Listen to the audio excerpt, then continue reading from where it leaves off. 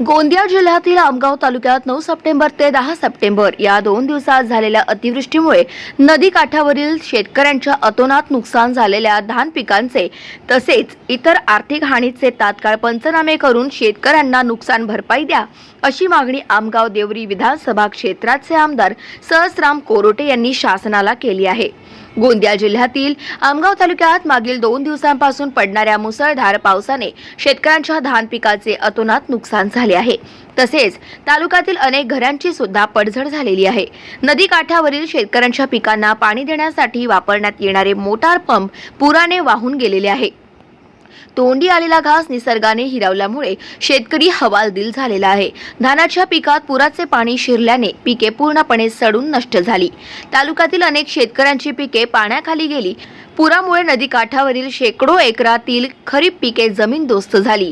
हे बघता आज दिनांक 11 सप्टेंबर 2024 ला आमदार सहस्राम कोरोटे यांनी नायब तहसीलदार सतीश वेलादी, तालुका कृषी अधिकारी महेंद्र दिहारे, पंचायत समिती सदस्य तारेंद्र रामटेके, तालुका अध्यक्ष संजय बहेकार, शहराध्यक्ष अजय खेतान, कृषी उत्पन्न बाजार समितीचे सदस्य महेश उके, उज्ज्वल बैस, रवी रहांगडाले, तलाठी, अधिकारी, पदाधिकारी व गावकरी यांच्यासह शेतकऱ्यांच्या बांधावर जाऊन पिकाची आणि पडझड घराची पाहणी केली व शासनाने या नुकसान झालेल्या शेतकऱ्यांच्या शेतीचे पंचनामे करून नुकसान भरपाई देण्यात यावी। यावेळी गावातील शेतकरी, काँग्रेस कार्यकर्ते उपस्थित होते।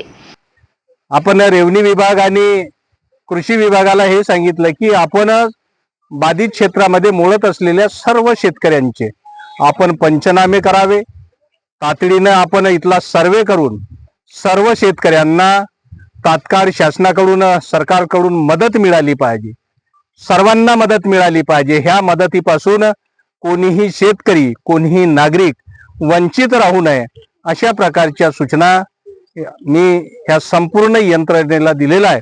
नक्कीचपणे संपूर्ण यंत्रणा आज माझ्यासोबत ह्या भागामध्ये पाहणी करण्यासाठी आलेला आहे। आज मी एकच गोष्ट सांगू इच्छितो की सर्व नागरिकांनी थोडं धीर धरून आपण आपापल्या ठिकाणी सुरक्षितपणे आपण जावं।